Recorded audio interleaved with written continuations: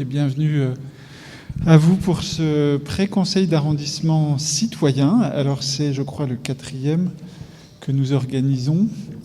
5e, on n'arrête pas le progrès, déjà 5e.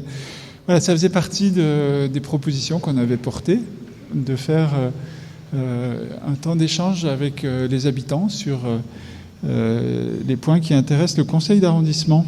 On avait essayé une formule un peu différente sous la dernière mandature, où à la fin du conseil, les habitants pouvaient poser des questions. Ça arrivait souvent à 11h du soir, après un ordre du jour particulièrement copieux. Donc les valeureux citoyennes et citoyens qui restaient là, c'était un peu frustrant comme exercice. Donc on s'est dit on va faire différemment. On va vous laisser la possibilité, en vous ayant communiqué l'information relative au prochain conseil d'arrondissement, de poser des questions sur les sujets que vous souhaitez concernant ce conseil d'arrondissement.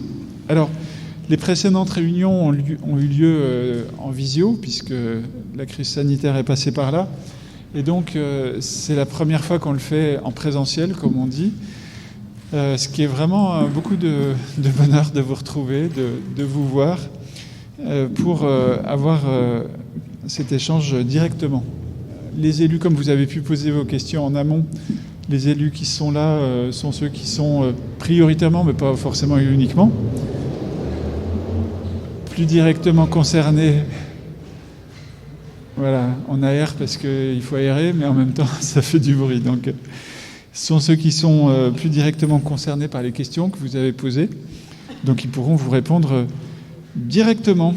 Voilà, je propose que Jean-Pierre Corsia, qui est l'adjoint sous l'égide duquel est organisé ce pré-conseil, nous dise un mot, puis qu'on rentre ensuite dans l'examen des différentes questions. Merci. 1, 2, 3, 1, 2, 3, vous m'entendez ?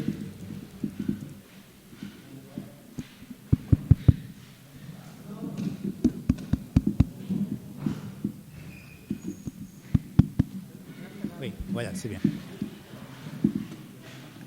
Alors, on est ravis de vous retrouver en présentiel, puisque ça fait quand même 5 pré-conseils citoyens qui se déroulaient à distance.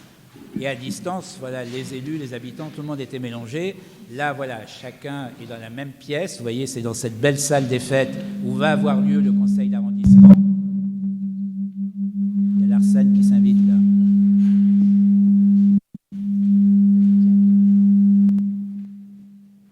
1, 2, 3.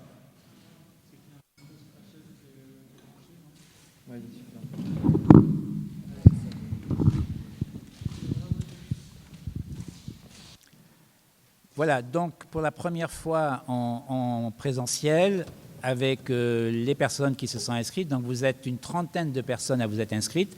Alors évidemment, c'est un peu moins d'inscrits qu'au tout début, puisque c'était la nouveauté, c'était le premier conseil, on était une petite centaine de personnes. Là, on est sur les 3 derniers pré-conseils à peu près à une moyenne de 30-35 personnes. Voilà.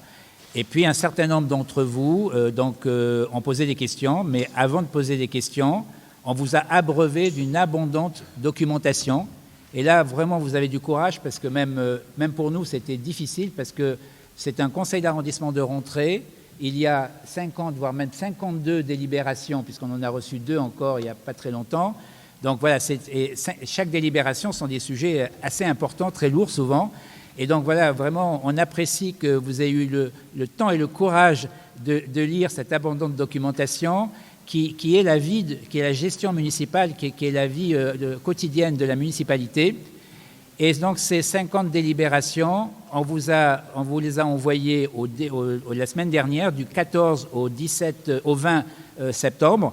Vous avez déjà eu le temps de vous inscrire, et ensuite on vous a donné 48 heures pour analyser cette abondante documentation. Alors vous allez nous dire, vous ne nous avez pas donné beaucoup de temps. Figurez-vous que nous, élus, on n'a pas plus de temps que vous, à chaque conseil d'arrondissement, pour examiner autant de dossiers, de thématiques, etc. Donc voilà, vous vivez la même vie que les élus, et donc on a un temps contraint, et dans ce temps contraint, il faut étudier, il faut délibérer, et il faut soumettre au vote après.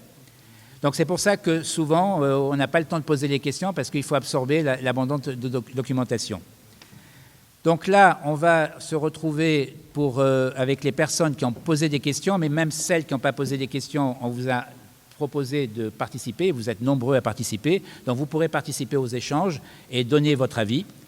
Donc, on vous a donné en plus une communication sur la petite enfance, parce que vous savez qu'à chaque conseil d'arrondissement, on essaye à chaque conseil d'arrondissement de demander à un élu de parler, de faire le bilan de sa délégation, de parler des propositions, des actions qu'il met en œuvre ou qu'il a mis en œuvre. Et donc cette fois-ci, c'était la petite enfance. Comme personne n'a posé de questions, c'est que tout va bien pour la petite enfance. Et donc, on ne va pas insister sur cette thématique. Simplement, je vous invite à participer pendant le conseil d'arrondissement, vous pourrez venir dans la salle, mais il sera aussi retransmis en direct. Vous pourrez participer aux échanges vis-à-vis de cette thématique. Et vous avez eu la primeur, puisque les élus n'ont pas eu la primeur de cette communication. Ils l'auront justement pendant le conseil d'arrondissement. Donc, vous voyez, donc on essaye aussi de vous informer à l'avance, parce qu'on a besoin de votre questionnement, on a besoin de vos avis, pour nous permettre aussi de mieux cerner un peu les sujets et donc de vous faire participer à la décision autant que c'est possible. Alors, oui ?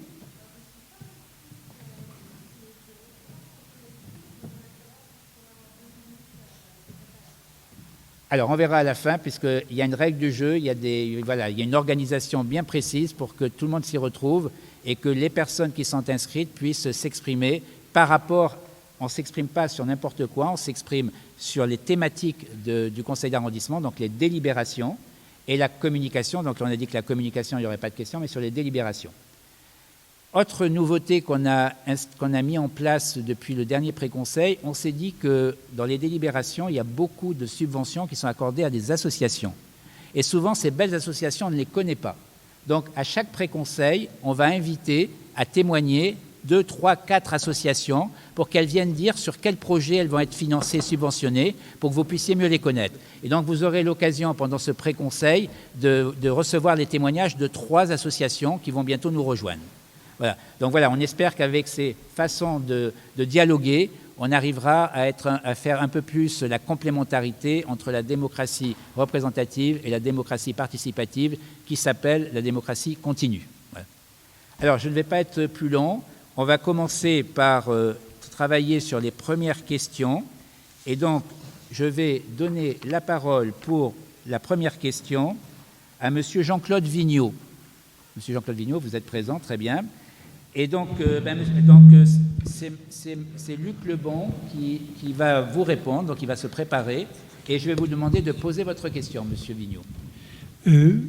Il y a un thème qui s'appelle le bruit dans les délibérations que vous avez évoquées, et je voulais savoir sur quels critères on allait mesurer ce bruit, parce que tout un chacun pense aux voitures, je ne sais quoi, et nous sommes rue de la Roquette particulièrement dérangés par un bruit, c'est celui des chiens. On m'a déjà répondu de manière extrêmement violente, je parle des propriétaires, on m'a déjà dit que c'était normal que je parlais et qu'un chien aboyait. C'est faux. C'est faux. C'est vrai que c'est normal quand je parle, mais quand un chien aboie, c'est qu'il a des gros problèmes. Or, j'ai de gros problèmes, je suis fort mécontent, mais je n'aboierai pas ce soir.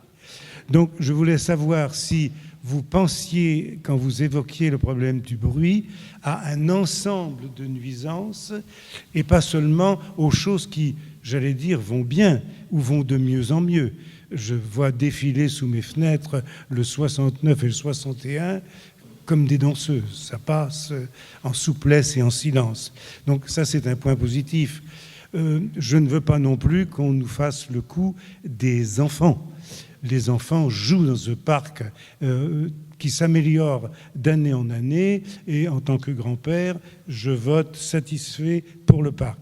Mais malheureusement, quand je dis nous sommes un certain nombre extrêmement dérangés par l'incapacité de ces gens à s'occuper de leurs animaux domestiques.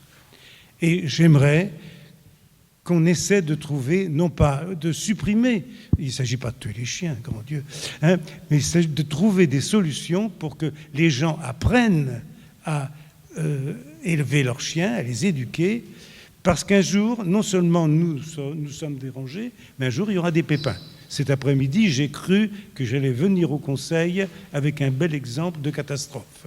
Un gros chien s'est mis à attaquer un petit et ça se passait très mal. Donc les propriétaires se sont disputés et puis ça s'est, semble-t-il, arrangé. Voilà, je ne veux pas être plus long.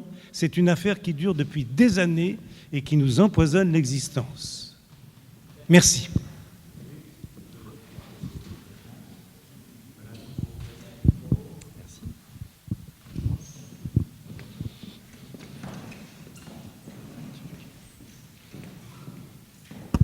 Alors, oui. Luc Lebon, charge... tu te présentes. Donc, Luc Lebon, je suis adjoint au maire du 11e arrondissement, en charge de l'espace public et du sport. Et donc, c'est au titre donc, de l'espace public que je vais vous apporter quelques éléments de réponse. Donc, moi, je ne vais pas répondre particulièrement à la problématique particulière que vous avez évoquée, mais l'enjeu de ce plan d'amélioration de l'environnement sonore, c'est de prendre effectivement mieux en compte le bruit, dans tous les bruits, puisqu'on sait que c'est un enjeu de santé publique et c'est aussi un enjeu économique. Et notamment, on vise à prendre en compte l'ensemble des sources de pollution sonore qui se répartissent traditionnellement en deux domaines. Donc il y a le bruit des transports et de l'industrie, qui revient classiquement quand on évoque cette problématique, qui est appelé le bruit de l'environnement et qui est régi par le Code de l'environnement, et qui prévoit notamment l'établissement de cartes stratégiques du bruit et des plans de prévention spécifiques. Et il y a les bruits liés aux activités professionnelles, sportives, culturelles, festives, de chantier, de comportements domestiques et sur la voie publique, qui sont donc appelés les bruits de voisinage et qui sont effectivement pris en compte, eux, par le Code de la santé publique, régis par le Code de la santé publique et qui sont donc pris en compte dans ce plan de prévention. Donc, quand on discute avec les habitants du 11e, c'est clairement ce qui vient souvent quand on discute, c'est les bruits routiers, notamment le bruit des deux roues motorisées. À ce titre, d'ailleurs, l'abandon de la mise en place du contrôle technique est quand même par le gouvernement et pas une bonne nouvelle pour la question du bruit dans la ville. Et il y a donc effectivement il y a des séries d'actions qui vont être envisagées pour les bruits de voisinage, et notamment visant à objectiver par des mesures les bruits sur l'espace public tels que ceux que vous avez évoqués. Merci.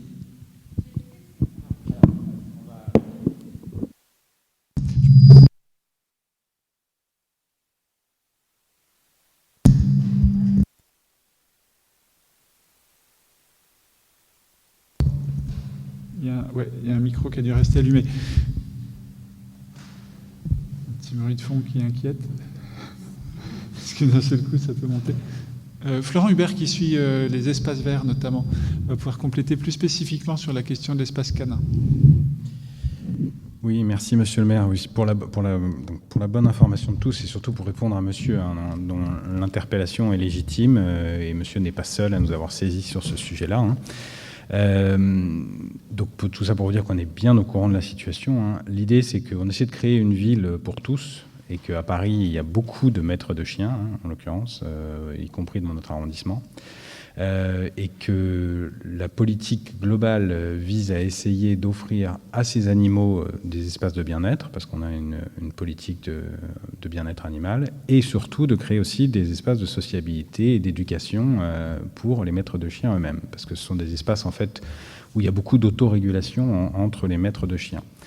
Donc il y a une politique globale de déploiement des espaces canins dans Paris qui se crée de manière assez rapide. Une fois qu'on a dit ça, l'espace sur le Mail des Proches, donc rue de la Roquette, est le premier de l'arrondissement, donc il a effectivement concentré beaucoup de chiens, incontestablement, et donc beaucoup de nuisances pour les riverains. Donc la réponse, en l'occurrence, pour nous, dans une vision de la ville, elle n'est pas dans la suppression de cet espace canin, mais elle est dans la création, au maximum, la multiplication des espaces canins dans les arrondissements avoisinants qui n'en ont pas, et une réflexion sur les espaces idoines dans le 11e, parce qu'évidemment, implanter ça dans la ville dense, ça n'est pas évident. Et en attendant ce maillage qui, on l'espère, fera baisser la pression sur les espaces canins existants, il y a toute une politique de régulation. Donc moi, j'ai déjà reçu à plusieurs reprises des riverains, des collectifs sur ce sujet-là. Et on a organisé même des médiations entre maîtres de chiens et riverains sur site. C'était un dialogue assez intéressant, parfois rugueux, mais intéressant. Donc on a repris la signalétique sur l'espace canin, si vous l'avez bien vu. On a affiché une charte qui est beaucoup plus claire sur ce que sont les obligations des maîtres de chiens pour essayer de garantir la tranquillité des riverains. On a fait intervenir à plusieurs reprises un éducateur canin, parce que l'idée, c'est qu'en réalité, si le chien aboie de manière récurrente, c'est qu'il n'est sans doute pas très très bien dressé et que les choses peuvent essayer de se récupérer avec un accompagnement renforcé, on va dire, parce qu'il y a vraiment des éducateurs qui savent apprendre au chien à ne pas aboyer de manière trop durable. Sachant que les petits sont plus désagréables que les gros, en fait, souvent, qu'ils aboient plus longtemps et leur cri est plus perçant. Voilà. Donc, en tout cas, le sujet est bien connu. On maintiendra des passages réguliers de prévention et de régulation sur le site en espérant que ça limitera les nuisances. Je pense qu'elles ne disparaîtront pas, mais elles seront limitées. Et tout ça s'inscrit dans une perspective globale d'ouverture de nouveaux espaces canins dans l'arrondissement qui feront baisser la pression. Voilà. Merci pour ce point. Désolé, j'ai été un peu long.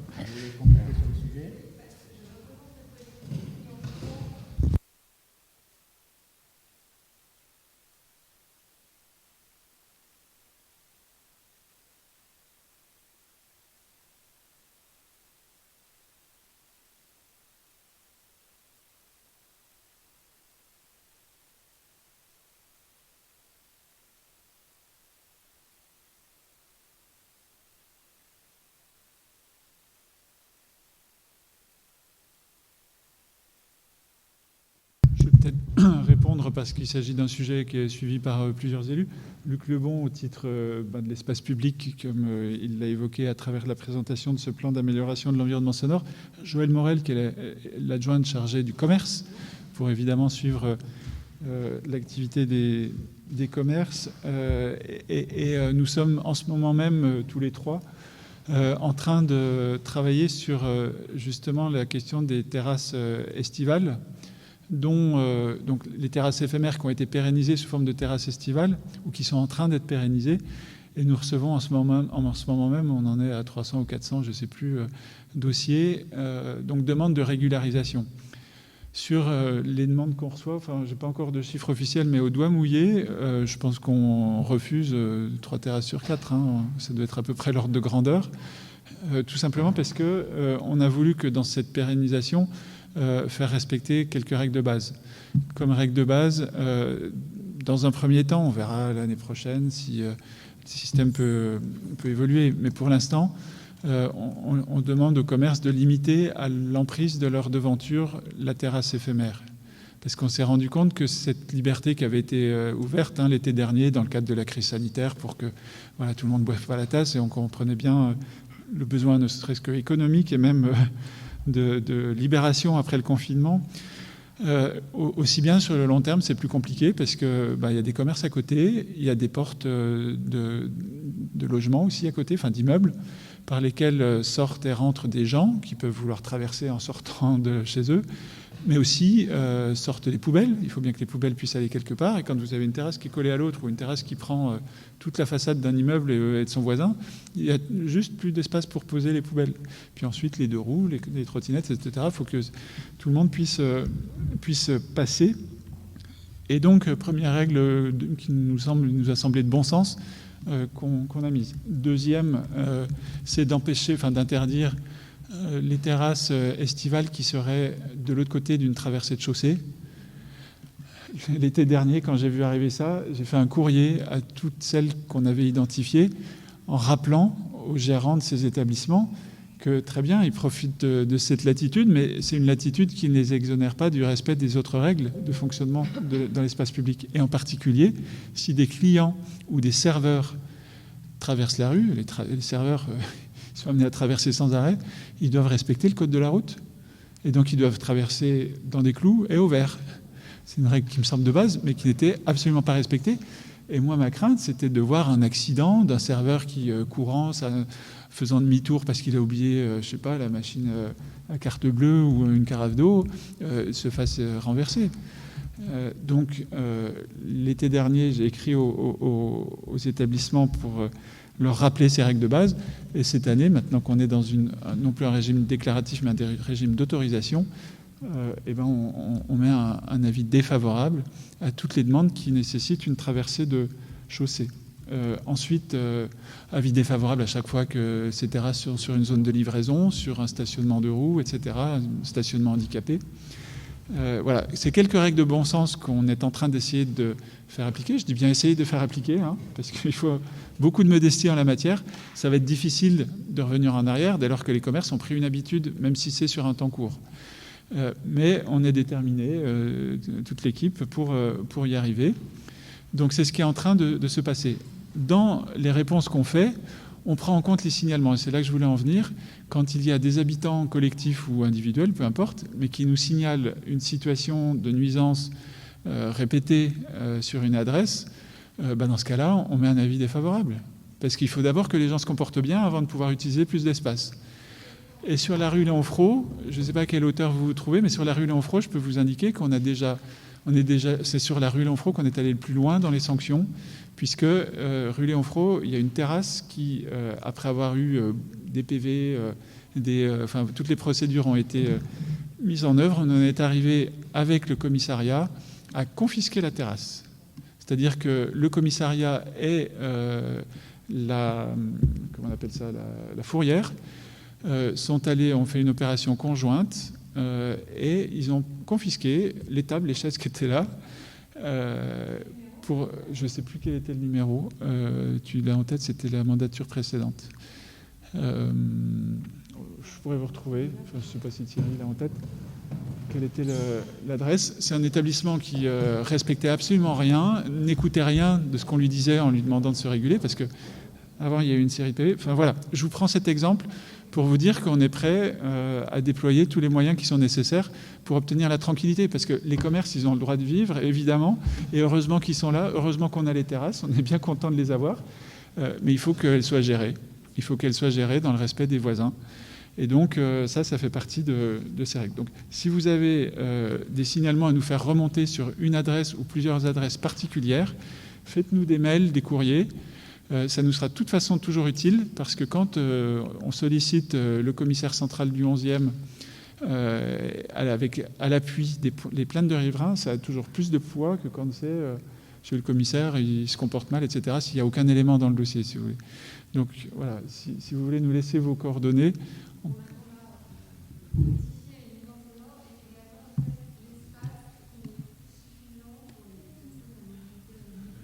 Oui, mais ça c'est pareil, oui. Ça fait partie, oui. Il y a un établissement ou plusieurs établissements que vous avez?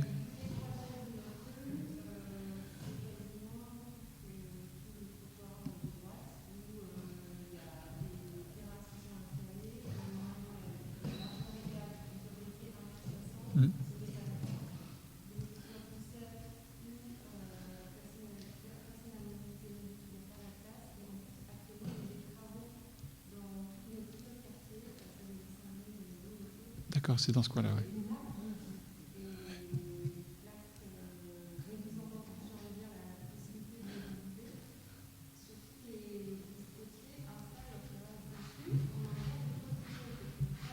Oui, ça va pas. Ça va pas. Sur la rue Léon-Froid, j'ai plus en tête, parce qu'on en a tellement vu passer. Ouais. Ok, bon. Si vous pouvez nous faire un petit mail, un petit courrier, ça nous permettra d'alimenter le fond de dossier et d'être vigilants. Merci à vous. Alors, on va continuer. Après les nuisances sonores, on va passer à l'arbre. Question sur l'arbre de la part d'Hervé Brun.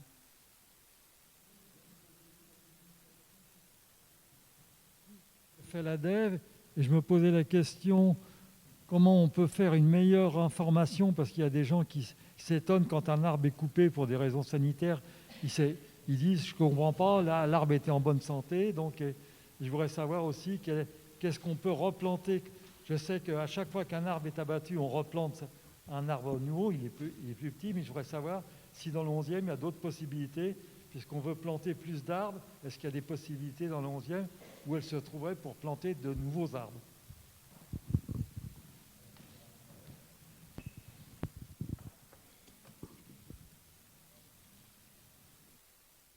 Donc je parle à distance puisqu'il est très fort. Ok, vous m'entendez? Ouais, nickel.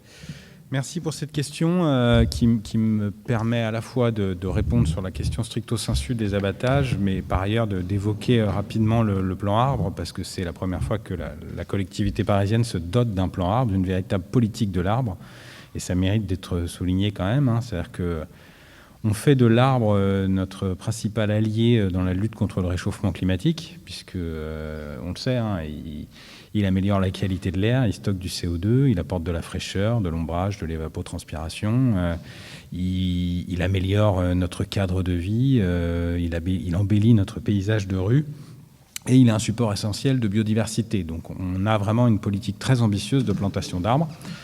Au niveau parisien, juste pour que vous ayez un ordre de grandeur, il y a à peu près 500 000 arbres, donc 200 000 intramuros, parce que la majorité sont dans les bois, et sur les 200 000 intramuros, il y en a 100 000 qui sont dans les rues. Le reste est dans les jardins. Sur ces 100 000, il y en a à peu près 6 300 qui sont dans le 11e. C'est notre patrimoine arboricole dans le 11e, et on en prend le plus grand soin. 6 300 arbres, c'est peu, c'est déjà beaucoup. Et on en prend de plus en plus soin parce qu'on sait que l'attention que les Parisiens portent à ce sujet-là est croissante, qu'on a, nous, la volonté très claire de renforcer la place de l'arbre à Paris. Donc, on présente un plan arbre qui se structure sur 4 axes. Je vous invite à le lire. Le document est costaud, il fait 100 pages, mais néanmoins, il est passionnant. Le premier sujet, c'est mieux planter davantage. Donc, on a affiché une ambition politique qui est de planter 170 000 arbres dans la mandature. Ça veut dire essentiellement dans les bois et sur les talus du périphérique, mais aussi dans les espaces verts et dans les rues, dans les alignements. Le 11e prendra sa part avec son tissu urbain très spécifique, qui est qu'on n'a pas de très grands parcs, on n'a pas de talus du périphérique, mais partout où on pourra, on en mettra. Dans nos opérations embellir, donc dans l'espace public, quand on réaménage des rues, des quartiers, dans nos jardins, on va en mettre aussi, et puis on va regarder partout où on peut favoriser l'implantation de ces arbres. Dans les rues, notamment les rues aux écoles qu'on a créées et qui ont vocation à devenir des rues jardins aussi, on essaie de faire les deux en même temps. Ensuite, le deuxième axe, c'est mieux connaître. Ça, c'est un vrai sujet aussi, c'est-à-dire qu'on a lancé plusieurs études en cours qui ont un enjeu majeur, c'est comment est-ce que notre patrimoine arboricole va s'adapter au réchauffement climatique. Des arbres, ils vivent 50, 60, 70 ans.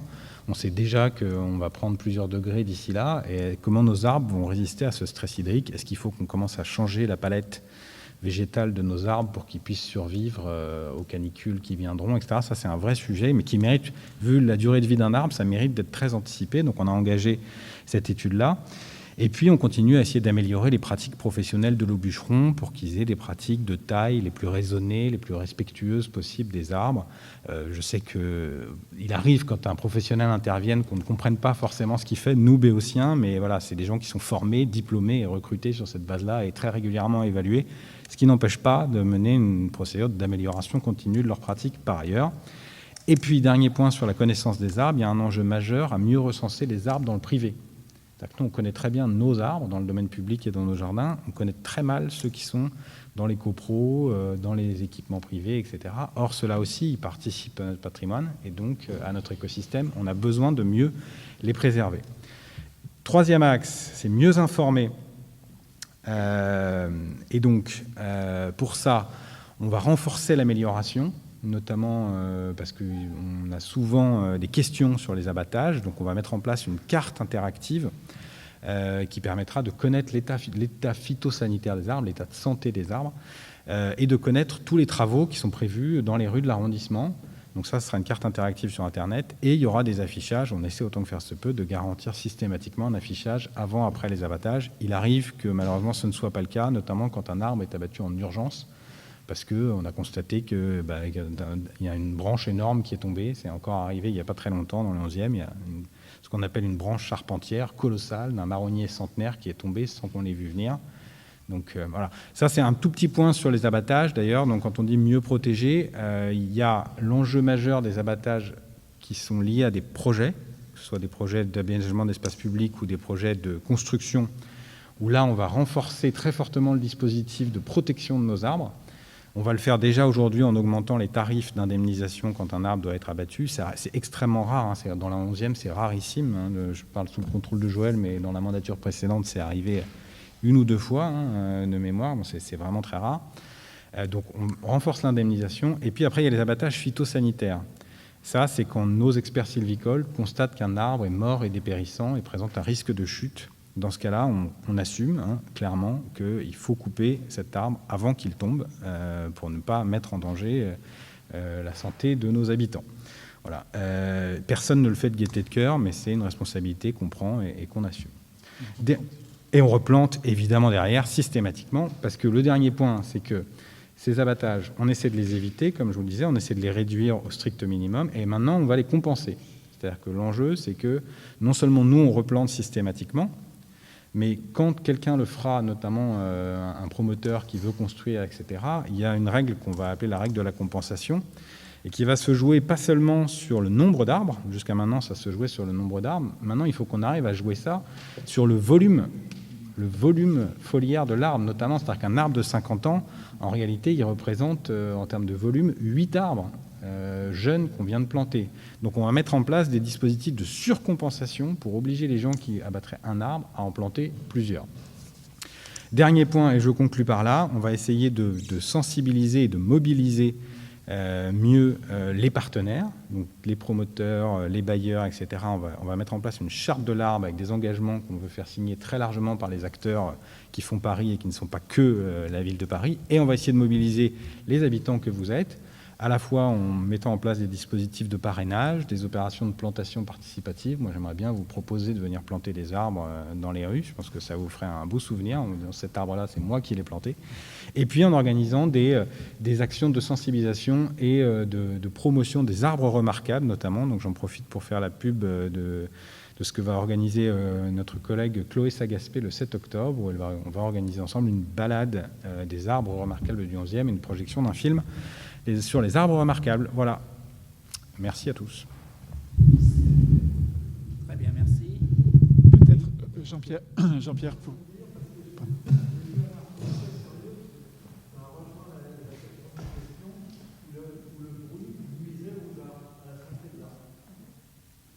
Oui, mais il y a effectivement des études qui sortent régulièrement qui montrent la sensibilité des arbres à plein de facteurs environnementaux, la pollution évidemment, les poussières, les polluants chimiques, le bruit peut-être, puis d'autres facteurs. Je voulais vous donner rendez-vous aux réunions qui vont être organisées et puis à la concertation qui se met en place pour l'élaboration de ce qu'on appelle le PLU bioclimatique, plan local d'urbanisme, donc le prochain plan local d'urbanisme de la ville qui est en cours d'élaboration. On est vraiment dans les études préliminaires, on n'est pas encore dans la phase de recueil des propositions, ça viendra l'année prochaine. Donc rendez-vous à cet endroit-là parce que dans le document d'urbanisme, notamment pour le patrimoine arboré privé, de temps en temps, on a des habitants qui nous disent « j'habite dans un immeuble et ils sont en train de détruire, d'arracher les arbres dans le jardin, mais privé ». Donc là, on est en fait un peu démunis aujourd'hui. On a un outil de protection qui est possible et qu'il faudra qu'on mobilise justement dans l'élaboration du prochain PLU. C'est des zones de protection, zones naturelles par exemple, qui peuvent être mises, y compris sur des parcelles privées. Donc il faut recenser cela et du coup, je vous le dis, parce que comme je vois plusieurs personnes ici qui sont investies soit dans des associations, des collectifs, des conseils de quartier, etc., ça peut être aussi une démarche que vous engagez de recenser dans vos quartiers les espaces privés qui vaudraient le coup d'être protégés parce que vous voyez qu'il y a des arbres intéressants. Donc chacun peut participer pour contribuer à protéger nos arbres. Voilà.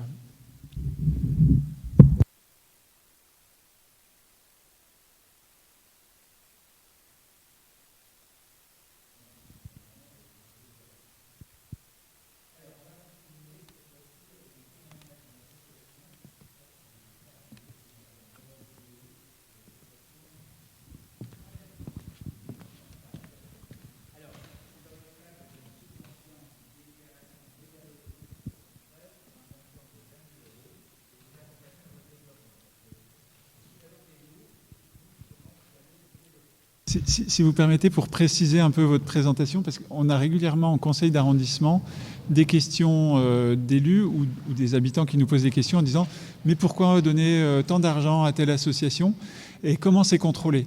Donc peut-être que vous pouvez, à travers votre expérience, témoigner de ces éléments. Oui, tout à fait. Alors, est-ce que c'est bon ? Alors d'abord, merci de me recevoir pour parler de Fontaine aux livres. Je suis venue accompagnée de David Moulin, qui est un des usagers de l'association. Fontaine aux livres, d'abord, c'est un projet qui est né dans le 11e, qui est vraiment un projet qui a émané en fait et qui a été créé pour améliorer la vie dans le 11e, qui a été créé par un entrepreneur qui s'appelle Théodore Grimeusen, qui avait une usine qui est toujours d'ailleurs, dont les locaux sont toujours passage Pivert, qui s'appelle l'usine Springcourt. Aujourd'hui, c'est lui qui produit les chaussures Springcourt que vous connaissez peut-être. Et en fait, pour la petite histoire, ce qui s'est passé, c'est qu'il avait cette usine dans un quartier qui était à l'époque difficile, puisqu'on était dans les années 80. Et en fait, dans les années 80, tout le monde a délocalisé. Donc, tout le monde est parti produire en Asie. Il a fait la même chose. Il est parti produire en Asie et son banquier lui a dit « Bon, votre usine pourrie, dans votre quartier pourri, vous allez la vendre une bouchée de pain. » Lui a dit « Mon quartier pourri, non mais moi j'ai grandi là et c'est là que j'ai envie de faire grandir mes 3 filles. Donc j'ai pas envie que ce soit un quartier pourri. Donc je vais me battre pour faire en sorte que ce quartier puisse se développer. » Et il a monté une association qui s'appelait à l'époque Fontaine aux Rois Initiative, avec pour objectif de développer l'initiative sur le quartier de la Fontaine aux Rois. Donc il a fait en sorte qu'on puisse peut-être récupérer des pieds d'immeubles qui étaient murés et essayer de faire en sorte de créer des espaces où soit des jeunes puissent se retrouver, soit des entrepreneurs puissent créer leur entreprise. Et donc ça a fonctionné, ça a même d'ailleurs fait des petits, puisque ça a donné lieu à la CEMAEST, aujourd'hui la Société d'économie mixte de la ville de Paris, qui est née de cette initiative et qui vise à lutter contre la monoactivité et qui vise à justement faire en sorte qu'il y ait des projets culturels divers dans la ville. Et donc de cette initiative, donc FARI, Fontaine aux Rois Initiative, à un moment, la mairie s'est dit ce serait bien qu'on donne plus de visibilité peut-être à cette association, mais qu'on la concentre aussi sur un corps de métier. Et il se trouve que le 11e, dans le temps, c'était un quartier du livre, parce qu'il y avait énormément d'imprimeurs, il y a encore beaucoup d'éditeurs, et c'était aussi un quartier très lettré. Il faut savoir que le nord-est de Paris, c'est le quartier où il y a le plus de librairies, par exemple, où il y a le plus de lecteurs aussi, de ventes de livres dans Paris, ce qui est considérable. Donc c'est une culture, on peut être fiers de ça. Et donc du coup, en 2005, on a choisi de transformer cette association, de l'appeler Fontaine aux livres, et créer un réseau de professionnels du livre qui du coup mutualisent leurs activités, se concentrent, se concertent. Un espace de coworking qui est donc situé rue de la Fontaine aux Rois. Et voilà, donc ça a pris de l'ampleur dans le temps. Aujourd'hui, il y a 350 mètres carrés d'espace de coworking situés sur plusieurs sites, avec 21 entreprises qui sont des jeunes entreprises du livre qui sont en train de se développer, qu'on accompagne en fait pour qu'on puisse les développer, qu'elles puissent se développer. Un réseau qui représente 80 structures du livre, de pareils jeunes entrepreneurs, jeunes acteurs de l'édition et de tous les métiers du livre, parce qu'il y a une vingtaine de métiers qui sont représentés. Et on a mis en place depuis quelques années maintenant du conseil à la création d'entreprise, du conseil pour les porteurs de projets sur les métiers du livre et de l'écrit, et de la formation professionnelle. Donc l'idée, c'est vraiment de pouvoir accompagner en fait tout acteur du livre pour lui permettre de développer son activité. Et alors ça fonctionne très bien, parce que notamment beaucoup de projets se créent grâce à ce réseau. Des projets qui après trouvent aussi leur place dans le quartier, puisque du coup il y a une vraie dynamique en fait qui a lieu autour de la rue de la Fontaine aux Rois. Donc des structures, elles restent en général 2 ans. Donc c'est des loyers qui évidemment sont aidés grâce justement à la mairie et grâce aux subventions qu'on a. Donc c'est des loyers qui leur permettent de développer leur activité. Donc normalement l'idée c'est qu'après ils puissent sortir de là et pouvoir être sur des baux normaux. Et beaucoup s'installent ensuite dans le 11e. Donc on a du coup pléthore de nos acteurs en fait, qui partent pas trop loin, parce qu'en fait ils savent qu'il y a cette dynamique, ils savent qu'ils vont pouvoir aussi compter sur nous pour pouvoir aussi les accompagner le reste du temps. Donc voilà, si je peux vous faire une présentation assez succincte. mais en tout cas de l'énergie, en tout cas qui est la nôtre et qui, j'espère, se ressent aussi sur le quartier. On travaille beaucoup avec les acteurs locaux, puisque nous, on apporte aussi notre expertise, tout ce que font nos acteurs. Donc là, je disais, je suis venue avec David Moulin. David Moulin, c'est le directeur des éditions Récré à lire qui ont monté la méthode des alphas. Je ne sais pas si vous voyez ces petites figurines qu'on utilise pour l'apprentissage de la lecture. Donc typiquement, on va essayer de faire en sorte d'aller dans les écoles, d'aller dans les bibliothèques, de faire en sorte que tout le quartier profite aussi de notre présence sur ce territoire. Super, beau développement. Enfin, c'est vraiment une structure assez incroyable parce qu'on a la chance d'avoir, notamment grâce à Fontaine au livre et à toute l'histoire que vous venez de raconter, d'avoir toujours dans le 11e toute la chaîne du livre. C'est-à-dire des auteurs de renom même, on en a, des typographes, des relieurs, notamment cours de l'industrie, des calligraphes, je ne sais pas comment on dit calligraphistes, enfin des gens qui font de la calligraphie, des gens qui travaillent sur le papier, des imprimeurs, y compris avec des techniques anciennes. Et on a aussi, grâce à Fontaine au livre, la partie numérique, donc le développement du livre numérique. Vous avez dans vos locaux des entreprises qui travaillent sur le livre numérique, sa diffusion, son accessibilité, etc. Et puis derrière, des librairies, effectivement. On a un nombre de librairies qui va croissant chaque année. Ça fait vraiment chaud au cœur de voir que toute la chaîne du livre est présente dans cet arrondissement et elle fait partie maintenant de l'identité de l'arrondissement grâce notamment à une structure comme la vôtre. Comme la ville vous attribue des subventions régulièrement, est-ce que vous pouvez... Il y a une question qui va peut-être suivre, je crois, sur le contrôle des subventions. Donc comment ça se passe ? Vous recevez une subvention, est-ce que vous pouvez expliquer comment ça se passe ? Vous déposez un projet, vous recevez de l'argent, comment c'est contrôlé ? Alors déjà, nous, la première chose, c'est que ces subventions, on les demande parce qu'on estime qu'on participe à la politique de la ville. Donc en fait, on est là vraiment pour mettre en œuvre en fait, sur le territoire les politiques qui sont données, donc, notamment ici les politiques d'entrepreneuriat et de culture. On fait une demande de subvention, donc on remplit des dossiers où on explique ce qu'on fait, quels sont nos projets, combien de personnes sont concernées par le projet, quels sont l'état des structures quand elles arrivent chez nous, comment elles repartent, donc quel est le trajet qu'elles ont fait grâce à Fontaine au livre.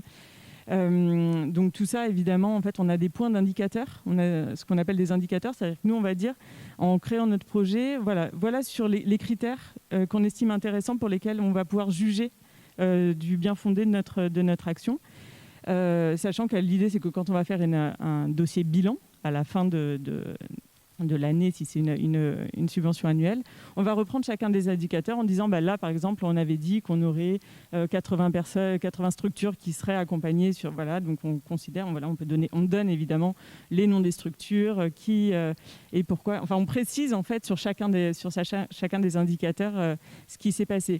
Dans le cas où ça peut arriver, c'est arrivé par exemple avec le Covid, et sur un indicateur, on n'a pas été jusqu'au bout de ce qu'on avait dit qu'on ferait, on justifie. On explique pourquoi, on donne les raisons. Alors ça peut être effectivement le problème de la crise sanitaire qui a du coup freiné certains développements qu'on avait pensé faire. Justement, nous sur la pépinière d'entreprise par exemple, c'est vrai qu'on a dû fermer un moment. Il y a des gens qui du coup sont partis, beaucoup de gens qui sont... il y a eu du mouvement. Donc là, du coup, on justifie en fait ce pourquoi il y a eu un écart. Et évidemment, après, la mairie est évidemment, pas la mairie là dans ce cas-là, mais d'autres organismes, est évidemment tout à fait en droit de nous demander, à partir du moment où ils participent au financement de l'association, des comptes, des bilans, des comptes de résultats et de savoir exactement où sont passés les fonds. Alors, je vous invite à aller visiter cette belle association. C'est encore la meilleure façon de bien les connaître et de bien comprendre comment ils fonctionnent. Alors, pour continuer, donc, on va continuer. Je vais donner la parole à Luc Lebon tout à l'heure parce qu'il doit partir. Donc, on va demander à Hervé Brun de nous poser la question sur l'OMS.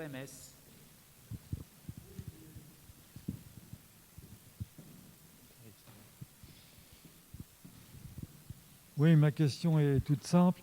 J'ai vu qu'on subventionnait les OMS au titre de Paris pour chaque arrondissement. Et je sais que l'OMS du 11e n'a plus d'ateliers sportifs et j'ai vu qu'il y avait des différences entre les arrondissements. C'est pour savoir quelle était encore la place de l'OMS dans le sport. C'était une simple question pour avoir une information.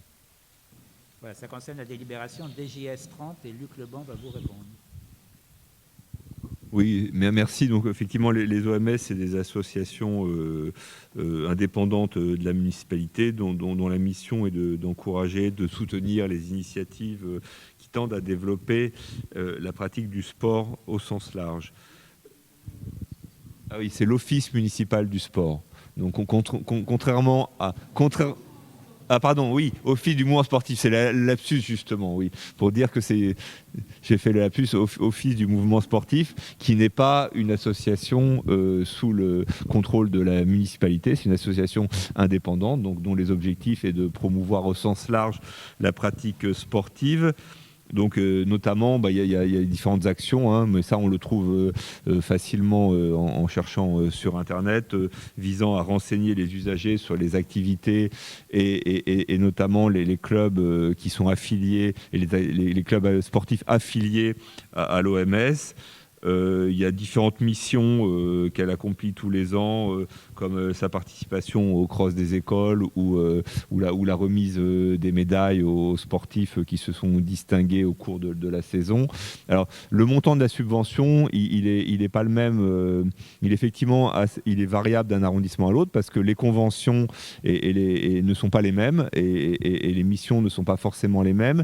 Mais si on regarde effectivement la subvention versée à l'OMS du 11e, on peut avoir l'impression qu'elle est faible par rapport aux autres subventions, mais il y a une contribution non financière extrêmement importante de la ville vis-à-vis de l'OMS du 11e, qui est la fourniture d'un local de 51 mètres carrés dans la mairie, ce qui n'est pas du tout le cas d'autres arrondissements. Et si on essaye d'estimer la contribution correspondante d'un point de vue financier, je ne pense pas que notre OMS soit plus maltraitée que celle des autres arrondissements. Merci beaucoup. Donc vous connaissez mieux l'OMS. Et donc on continue maintenant par du culturel et on va passer à la délibération DAC 246. Et je vais passer la parole à Jacqueline Roy sur le culturel, la DAC 246. Lequel 246. L'art pour grandir. Voilà. Bon, alors, ces informations que vous donnez dans ce rapport, ces informations sont-elles disponibles dans toutes les écoles ?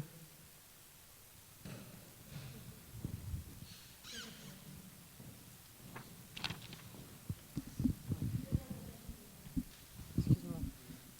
Je vais expliquer.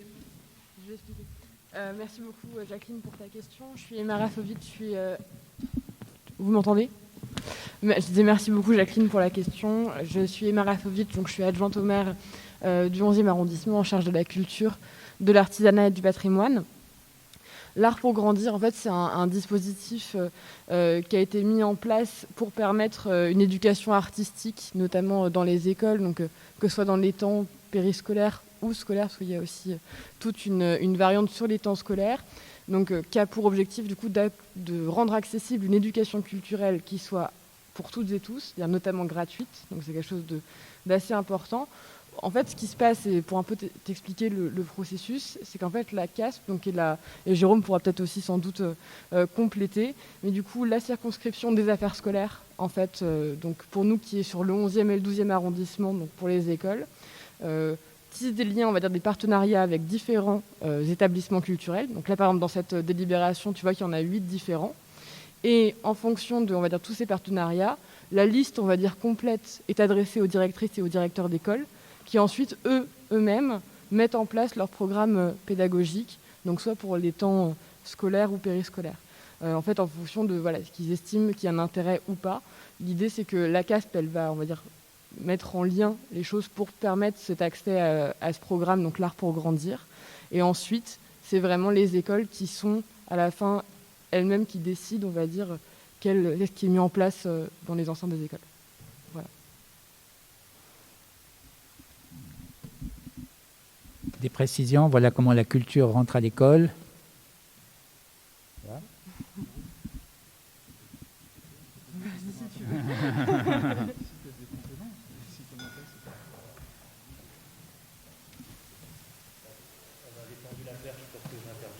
des affaires scolaires qui permet de compléter, parce qu'effectivement, on est vraiment sur un dispositif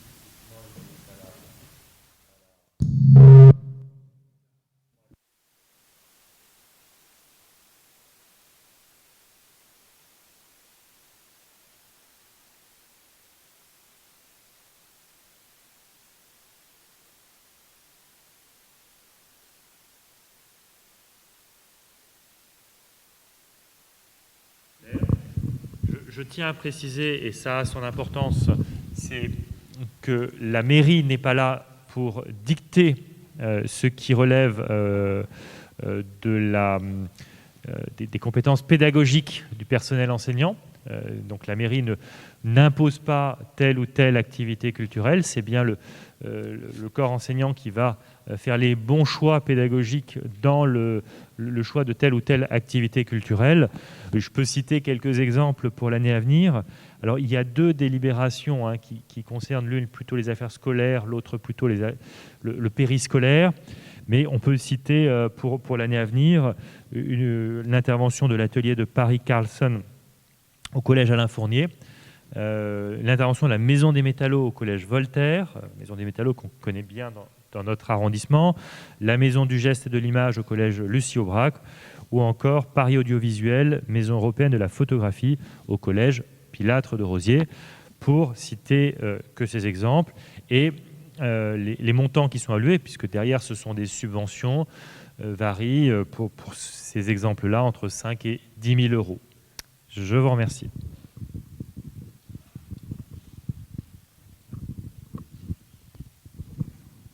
Bien, alors on va continuer. On va donc maintenant revenir au contrôle des subventions dont on a commencé à parler tout à l'heure. Et je vais demander à Zineb Van Breichan de bien vouloir poser sa question.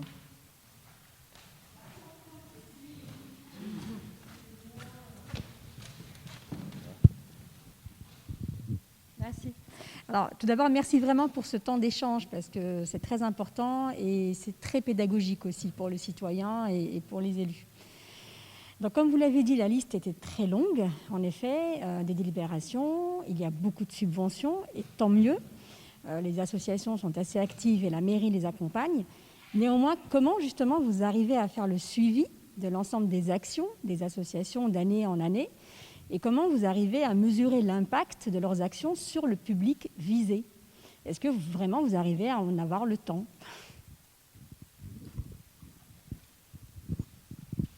Alors là, merci pour votre question. Ça ne se rapporte pas à une délibération particulière, mais c'est une question d'ordre général.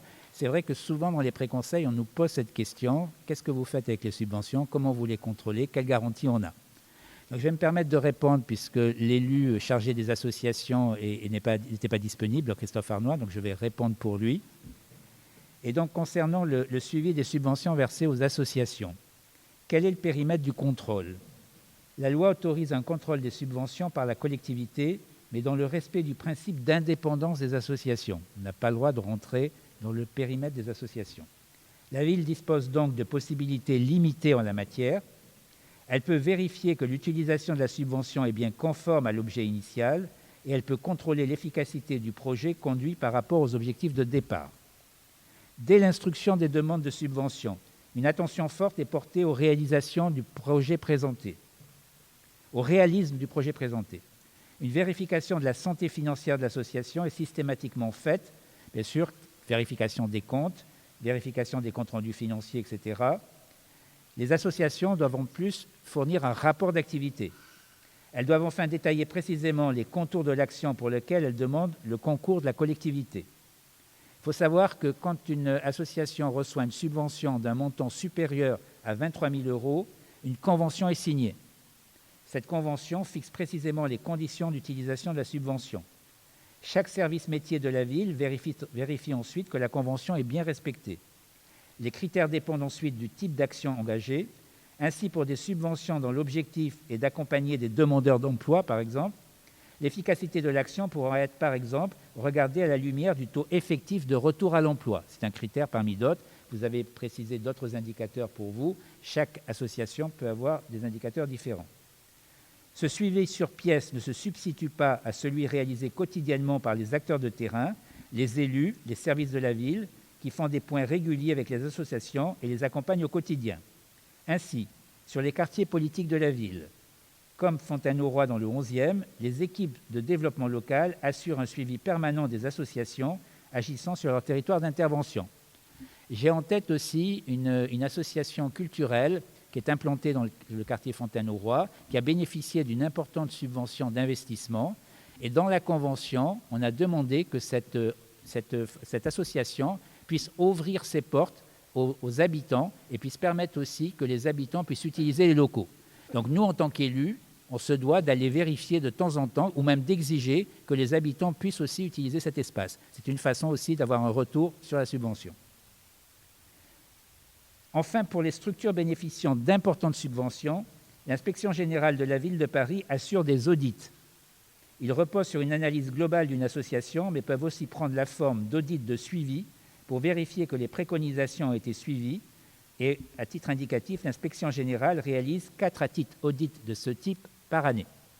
Donc voilà, vous avez tout un ensemble de dispositifs qui permet de vérifier qu'une association fonctionne bien. Et on compte sur vous aussi pour nous alerter si vous repérez des dysfonctionnements. Voilà. Je crois qu'on a fait le point et on reviendra à chaque fois, si vous le souhaitez, pour vous préciser les garanties de contrôle.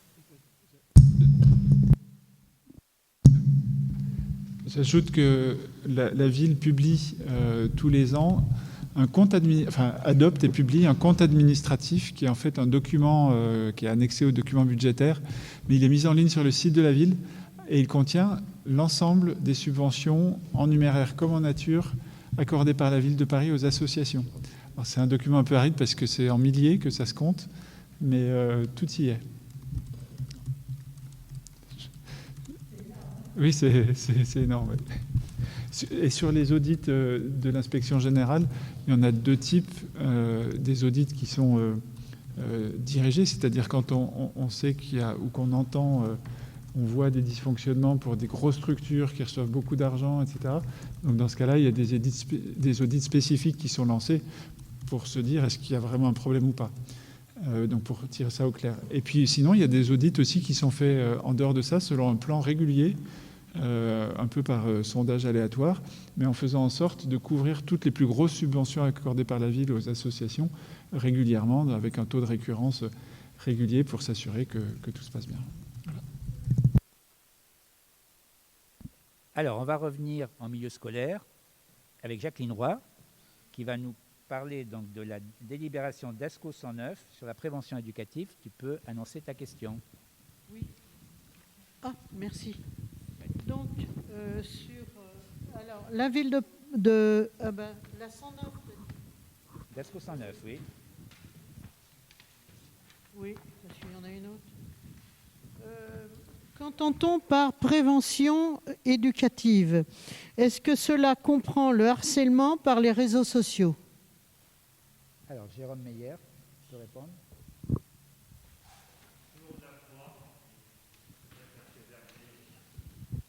Et utiliser un micro. Merci donc pour cette question. Alors, peut-être remettre un petit peu dans le contexte du dispositif. Le dispositif, c'est un dispositif financier de la ville de Paris qui consiste à accompagner les projets éducatifs dans les établissements et notamment dans les collèges. Ce projet, cette dotation financière, elle est forfaitaire et elle dépend, il y a des critères pour la calculer, mais elle est forfaitaire. Elle est attribuée en bloc au collège et c'est au collège de décider ce qu'il en fait. Encore une fois, par rapport à ce que je disais tout à l'heure, la mairie n'intervient pas sur la pédagogie en tant que telle et des enseignants. À partir de là, c'est à l'équipe enseignante de définir ce qu'elle en fait. En l'occurrence, par rapport à cette délibération, les missions ou les activités qui sont éligibles à ce dispositif sont celles de la promotion du vivre ensemble, de la lutte contre le racisme et toutes les formes de discrimination, de l'ouverture à des activités culturelles, scientifiques, sportives, à l'éducation numérique ou encore ces dotations permettent de financer les voyages scolaires. Et donc, par rapport à votre question, moi, je n'ai pas, je n'ai pas autorité pour permettre effectivement que ces financements interviennent dans le cadre de ce que vous citiez, c'est-à-dire la prévention du harcèlement par les réseaux sociaux. Et donc, si l'équipe pédagogique juge utile ou nécessaire d'utiliser cette dotation pour la prévention du harcèlement sur les réseaux sociaux, elle peut le faire, mais ça n'est pas, non seulement ça n'est pas une obligation, en l'occurrence, je ne pourrais pas vous dire si c'est utilisé pour cela dans les collèges du 11e arrondissement. Parallèlement, il y a un autre dispositif, et je compléterai, qui est le dispositif Action Collégien, qui là va plus loin, puisque là on met une aide éducative à disposition dans le collège, qui va repérer plus spécifiquement des enfants qui ont besoin d'un soutien. Alors, c'est un soutien qui est aussi orienté vers le soutien scolaire, hein. Ce n'est pas uniquement, la formation ou l'éducation citoyenne n'est peut-être pas le terme, mais du moins des éléments de prévention que vous citez. Et là, l'éducateur a cette capacité un petit peu de cibler en fonction du besoin ce qu'il va faire. Cela dit, en ce qui concerne l'Action Collégien, c'est un dispositif, donc c'est 350 € qui sont mis à disposition pour financer une ludothèque au sein des collèges, et donc l'argent sert à cela. Voilà, je pense avoir répondu. Je vous remercie, monsieur le maire. Je crois que vous vouliez compléter mon propos. Oui, parce que tu as très bien répondu sur le contenu de cette délibération et notamment comment fonctionnent les dotations qui sont attribuées aux établissements. Il me semble que la question de Jacqueline avait une dimension complémentaire. Qu'est-ce que c'est que la prévention éducative ? Et c'est vrai que c'est un barbarisme un peu techno que tout le monde ne comprend pas ou ne connaît pas, enfin moi le premier. Mais en l'occurrence, c'est un ensemble d'actions qui remplissent un objectif, c'est de donner aux préadolescents et adolescents qui sont dans les établissements qui présentent, notamment en éducation prioritaire, donc dans les quartiers politiques de la ville, donc qui présentent des signes de fragilité, des difficultés familiales ou scolaires, de leur donner les moyens d'avoir un accompagnement. Donc pour ces ados, un accompagnement scolaire, des jeux, des sports, et les différents dispositifs que Jérôme a évoqués. Ça poursuit un but, c'est de prévenir le décrochage scolaire. Donc c'est des moyens qui sont essentiels dans les quartiers et qui, malgré les petites sommes qui sont en jeu, 350 € que tu évoquais, c'est quand même pas beaucoup. Néanmoins, les équipes sont formidables et arrivent à en faire quelque chose d'important. Ça peut aussi s'adresser au CM2. Il y a des passerelles CM2 6e pour éviter justement le décrochage à ce moment-là. On sait que c'est une phase un peu compliquée pour notamment les jeunes qui ont des fragilités ou des familles en difficulté. Avec aide à la communication en maîtrisant mieux la lecture. On sait que les jeunes qui arrivent en 6e ne maîtrisent pas tous très bien la lecture. Donc il y a des ateliers là-dessus. La lecture, l'écriture, les aider à définir leur projet de vie. Qu'est-ce qu'ils veulent faire à l'avenir ? C'est dépasser les clichés. Les préparer pour se projeter dans un avenir professionnel, etc. Et du coup, il y a des temps de coordination qui leur permettent des visites, des séjours, des week-ends, des visites d'écoles ou d'établissements de second degré, etc., qui leur permettent de mieux connaître tout ça. Dans le quartier de Belleville, c'est des visites à des structures. Enfin, peut-être que Fontaine-aux-Livres en a vu passer, ou Tatane en voit passer régulièrement. Je salue Mathieu Pradel qui est avec nous ce soir, qui je crois va intervenir tout à l'heure. Et donc il y a tout le réseau associatif est mobilisé pour, avec les établissements scolaires, bénéficier de ce dispositif.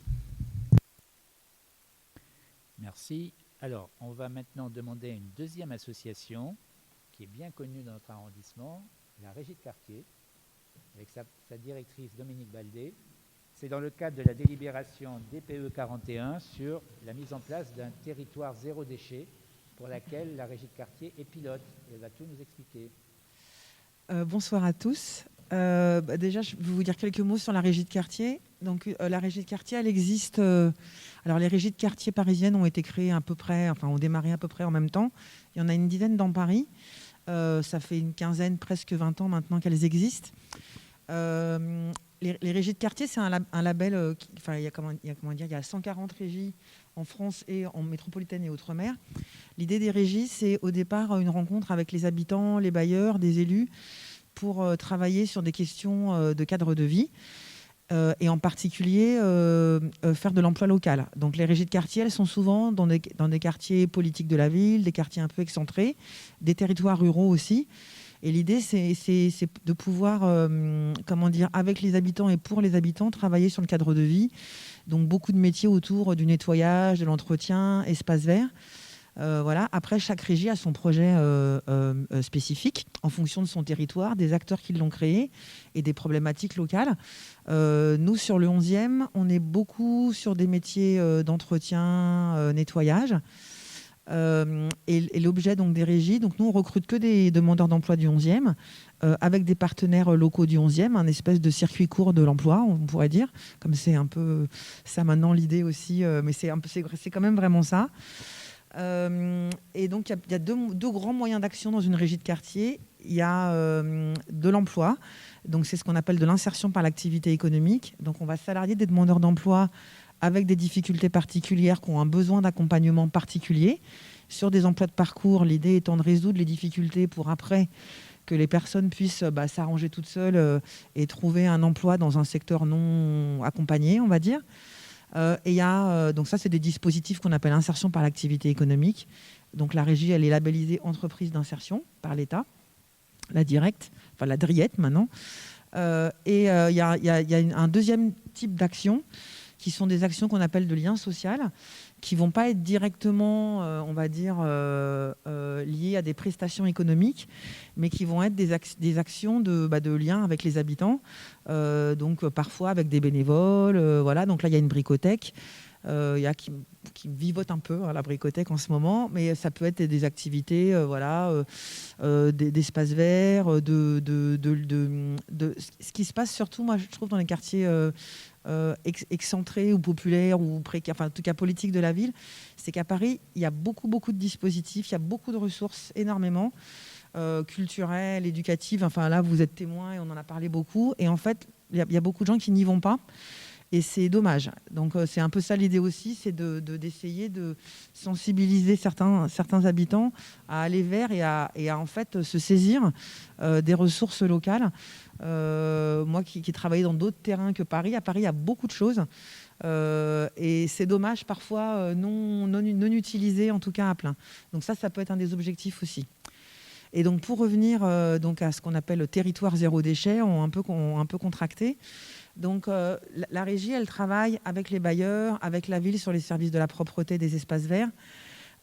Moi, ça me paraissait assez logique qu'elle se propose en tout cas de participer à cette dynamique sur le zéro déchet, puisqu'elle est déjà partenaire des acteurs principaux avec les habitants. Et du coup, a proposé donc d'animer des actions dans le cadre d'un appel à manifestation d'intérêt qui avait été lancé. Et alors, la première caractéristique en fait de la proposition de la régie, ça a été de travailler sur une action collective. Donc, la régie ne va pas tout faire toute seule. La régie, ce qu'elle a proposé, d'ailleurs, c'est de se rapprocher d'autres associations du quartier et avec les autres associations, de monter des actions pour justement sensibiliser les habitants à la question du zéro déchet et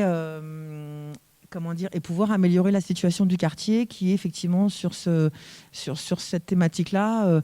Moi, j'arrive le matin, il y a quand même souvent beaucoup d'encombrants. Donc voilà, donc l'idée, c'était de dire, on se focalise sur le quartier de la politique de la ville qui est autour de Haut-Rayon, Fontaine-Roi, Vaucouleurs, nos voisins, Fontaine-aux-Livres, voilà, dans ce quartier-là, et de mener un ensemble d'actions qui seront des actions qui seront menées soit par la régie, soit par d'autres associations, soit un peu tout le monde aussi. Donc il y aura des actions d'accompagnement à l'entretien de compost, voilà, pour travailler sur la question des biodéchets. Il y aura des actions de sensibilisation, il y aura des actions de ressourcerie éphémère, donc sur la thématique ressourcerie, donc de collecte de choses qui ne servent plus, qu'on n'appelle plus déchets, parce que c'est un peu négatif, et qui pourront être transformées, valorisées ou à minima jetées dans des endroits où ça va être recyclé et traité. Voilà. Il y aura des actions de sensibilisation de ce qu'on appelle nous du public et des habitants, avec des permanences pour se saisir des dispositifs de la ville pour des personnes qui n'ont pas d'ordinateur, par exemple. Donc, puisqu'en fait, le service de gestion des encombrants, nous, on l'utilise un peu régulièrement, il marche quand même très bien. Par contre, il faut un ordinateur pour s'en servir.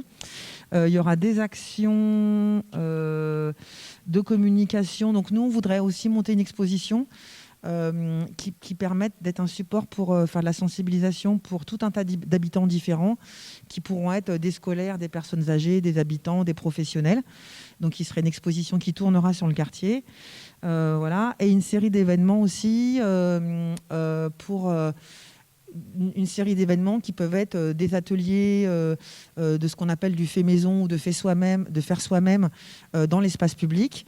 Donc ça pourra se faire soit sur des événements repérés, comme par exemple la Semaine européenne de réduction des déchets, mais qui peuvent se faire aussi sur des temps de la vie des habitants, par exemple une fête de quartier, par exemple, il y a pas mal d'événements sur ce quartier-là, on a un festival du livre, l'Iran des Lyres, il pourrait tout à fait y avoir des événements à ce moment-là.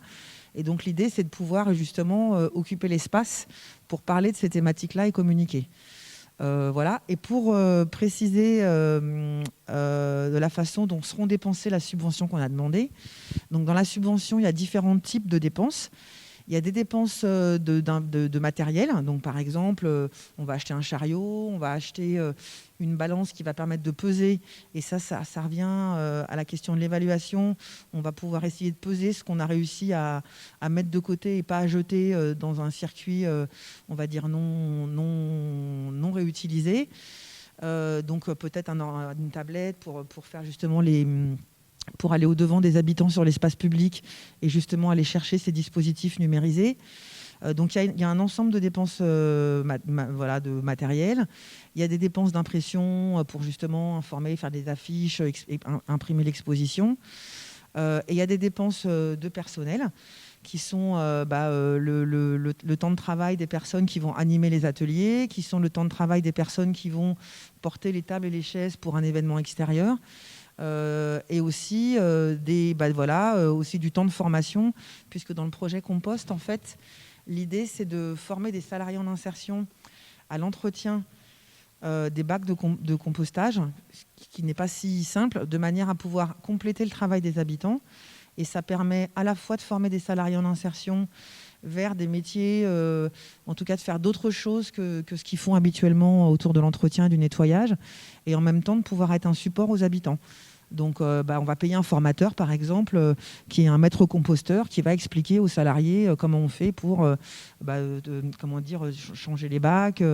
Voilà. Donc voilà à peu près la façon dont ça fonctionne. Ah oui, et sur l'évaluation et le suivi, comme vous avez dit, et pas le contrôle, en fait, on fait aussi ce qu'on appelle des comités de pilotage, qui est un mot un peu du jargon du secteur, pas que des associations d'ailleurs.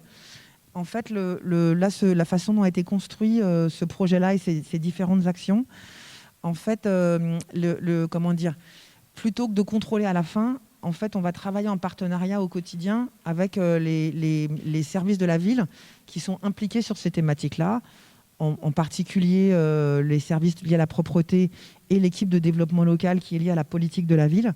Et l'idée, c'est de faire des comités de pilotage. Donc, en fait, il y a quelques représentants des activités menées et des financeurs qui, en gros, tous les 3-4 mois, se retrouvent pour regarder où on en est, ce qui a marché, ce qui n'a pas marché, comment on réévalue les objectifs au fur et à mesure, de manière à pouvoir piloter et pas se retrouver en fin d'action avec des bonnes ou des mauvaises surprises. Donc, c'est un peu comme ça que ça fonctionne.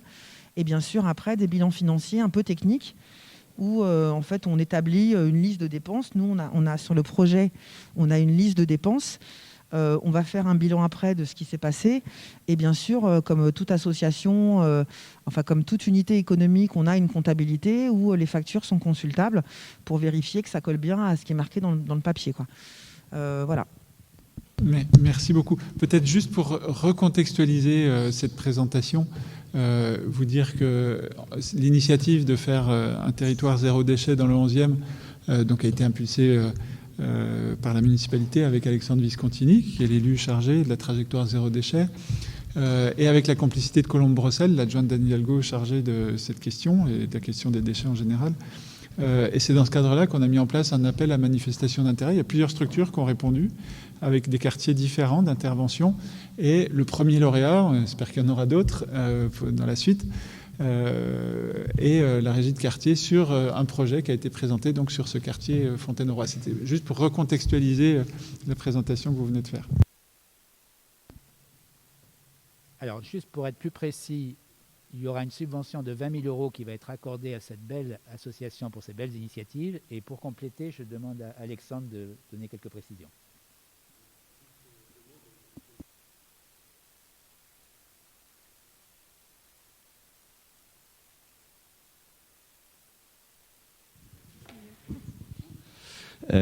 Voilà. Et donc effectivement, on a pour objectif là, dans le mandat de vraiment mettre en place cette trajectoire zéro déchet qui vise en fait 3 objectifs: de réduire les déchets, parce que c'est quand même ça le premier objectif, de valoriser ce qu'on produit, et puis de favoriser, de promouvoir toutes les actions, comme Dominique l'a rappelé, de réemploi, recyclage, faire soi-même. Et dans ce cadre-là, effectivement, on a mis en place cet appel à manifestation d'intérêt entre le mois de mars et le mois de mai. L'idée, c'était vraiment de redonner aussi le pouvoir aux acteurs du 11e arrondissement, aux citoyens, aux associations et aux bailleurs, etc., pour que des collectifs se forment et répondent à cet appel à manifestation d'intérêt en promouvant déjà ce qui se fait, parce qu'il y a des choses qui se font sur le territoire. Il y a le compostage, par exemple, sur Belleville qui fonctionne bien, mais pas seulement. Et puis se mettre en collectif pour voilà, proposer d'autres actions. Donc c'est vrai qu'on a le grand plaisir de pouvoir conventionner et démarrer sur Fontaine-au-Roi avec la régie de quartier en chef de file. Et puis, comme le disait François Vaugelin aussi, on espère dans d'autres territoires. Je vois qu'il y a Martine qui est là, qui représente la SQP, qui avait porté un deuxième, qui avait porté un projet aussi dans le territoire Popincourt-Sedaine qu'on espère bien pouvoir accompagner dans les mois qui viennent. Ce qui est important pour nous, c'est que vraiment l'ensemble des acteurs se réapproprient ce sujet, cet objectif, que les actions partent aussi de vous, et avec un axe particulier sur les plus jeunes, sur les écoles. Juste, je voulais signaler qu'on a organisé la semaine dernière le Village de la Récup, qui est un grand événement de sensibilisation justement au zéro déchet, avec la participation de scolaires. Et on a eu le plaisir là d'accueillir dans cette salle 4 classes de l'école du 77 Belleville, donc du territoire, pour assister à un théâtre forum qui s'appelait 1, 2, 3, justement sur la réduction des déchets, la sensibilisation des plus jeunes. Alors avec théâtre forum, c'est les enfants participent eux-mêmes, donc c'était vraiment très interactif, et je pense que c'était une très belle action qu'on espère pouvoir reproduire avec un axe fort aussi sur le territoire vis-à-vis du compostage qu'on espère bien effectivement développer sur ce territoire avec l'ensemble des autres actions qu'a très bien présenté Dominique. Donc j'en dis pas plus. Merci beaucoup Alexandre. Alors on va continuer maintenant sur le culturel avec la DAC 321. Je passe la parole à Hervé Brun, qui a encore une question d'ordre culturel sur les MP2A. Le sigle barbare. Oui, ma question est très simple. Je voulais savoir quel était le domaine d'action de la MP2A pour savoir un peu ce qu'elle fait et quelle est son activité. Voilà. Merci beaucoup Hervé. Alors, est-ce que c'est... Oui, c'est allumé. Alors du coup, avant de commencer la MP2A, peut-être expliquer le sigle. La MP2A, c'est la Maison des pratiques artistiques et amateurs. En fait, c'est pas la maison, mais les maisons, parce qu'il y en a plusieurs dans Paris. En tout, il y en a 5. On a la chance d'en avoir une dans le 11e, donc qui est rue Breguet, au 17-19 rue Breguet. Les autres, c'est à la Canopée, donc vous savez, à Châtelet, dans le 6e arrondissement, dans le 14e et dans le 20e.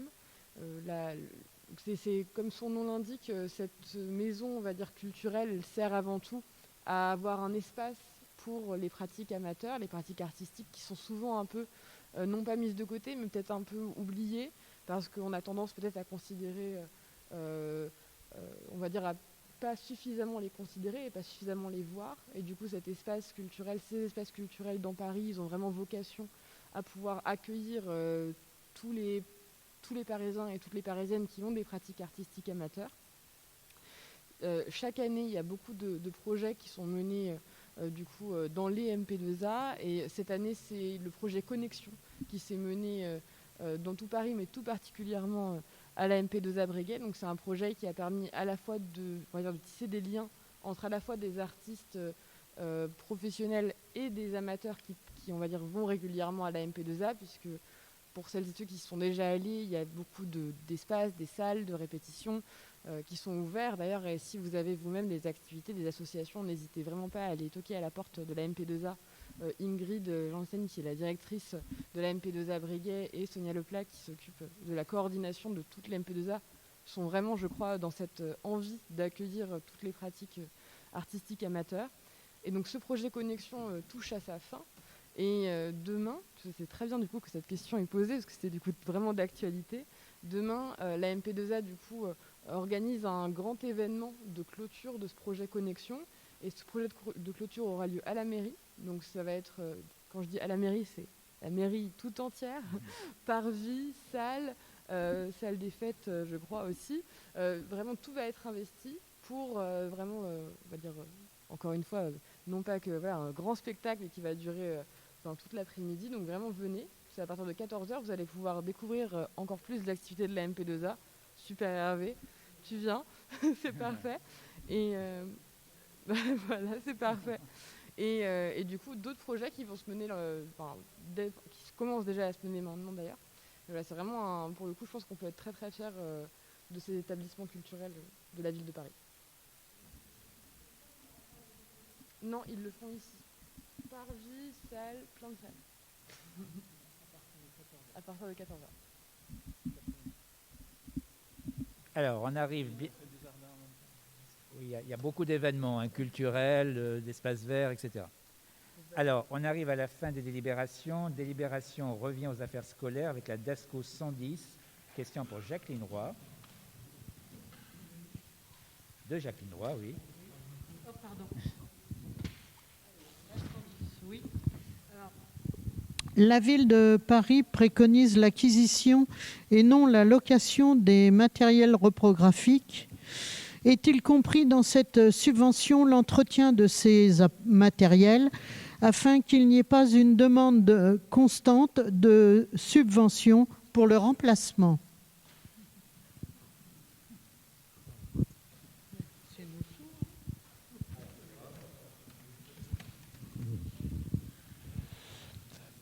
Merci effectivement pour cette... Ça marche. Alors, je reviens effectivement un petit peu sur le financement des collèges. Il faut savoir que les collèges sont financés par les départements en France.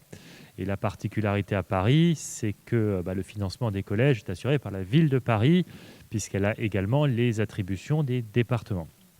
Et donc c'est à ce titre que la ville de Paris finance des équipements dans le collège ou dans les collèges. En l'occurrence ici, on est sur 3 photocopieurs dans le collège Pilâtre de Rosiers, qui est situé dans le quartier Nation Alexandre Dumas.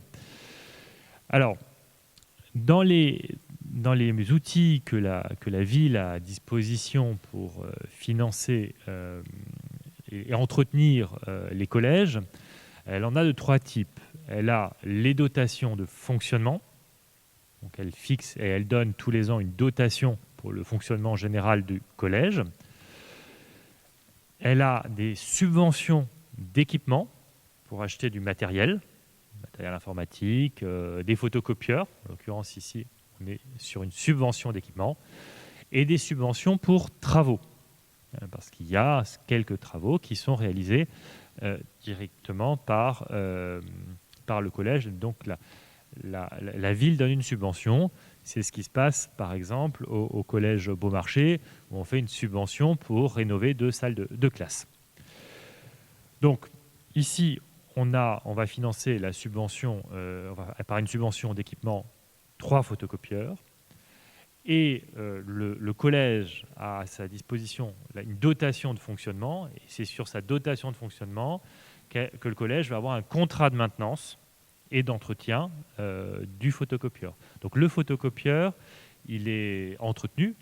Ce n'est pas le même budget qui est pris, hein, c'est le budget de dotation de fonctionnement, mais c'est ce budget-là qui est utilisé pour faire le contrat de maintenance et d'entretien, le remplacement des cartouches d'encre, enfin voilà. Alors, la politique de la ville, c'est de travailler, c'est de faire l'acquisition de photocopieurs et de travailler avec un contrat de maintenance plutôt que de louer des photocopieurs, parce que louer des photocopieurs nécessite aussi d'avoir des contrats de maintenance, hein, et pour apporter notamment maintenance et surtout remplacement des consommables, hein, donc de l'encre. Et en fait, la ville a fait le calcul que c'était plus rentable financièrement de faire une subvention pour acheter le photocopieur et avoir ce contrat de maintenance en parallèle. Dernière précision, sur la durée de vie moyenne des photocopieurs, il est estimé entre 5 et 8 ans, donc avec ce mode d'utilisation. J'espère avoir répondu de manière précise à la question en question. Merci. Merci. Alors, on revient maintenant sur une délibération DDCT 41 qui va nous permettre de faire témoigner une belle association, l'association Tatane, qui va nous dire comment elle a répondu à l'appel à projet Citoyenneté et Laïcité. Merci, bonsoir à tous. Donc je suis Mathieu Pradel, le président de l'association Tatane. Nous aussi, nous sommes quasiment nés dans le 11e, puisque nous sommes cofondés par notamment Vicage Dorasso, qui est un ancien joueur de foot que certains passionnés connaissent peut-être, et des membres du magazine SoFoot, qui était jusqu'à peu le voisin, rue Maillard. Et donc nous étions hébergés dans le 11e, nous sommes hébergés dans le 11e depuis longtemps. Nous sommes une association qui fait la promotion d'un football lien social, d'un football où le jeu JEU est au centre de l'activité, donc un football ludique, fédérateur. Nous sommes des passionnés de Socrates, de Giroud, du football des campagnes et des cités. Et le 11e arrondissement, pour nous, ça a été une belle occasion de mettre nos idées en œuvre, et notamment sous l'impulsion des équipes de développement local qui nous ont permis de comprendre des besoins dans le quartier, et principalement autour du gymnase Berlemont, qui était un lieu avec un historique assez lourd. Tatane a proposé des idées, et donc nous avions cette intention de vraiment mettre en place un football fédérateur, un football pour tous, et d'aider l'arrondissement à faire de Berlemont un équipement sportif, et c'est ce qu'on a fait.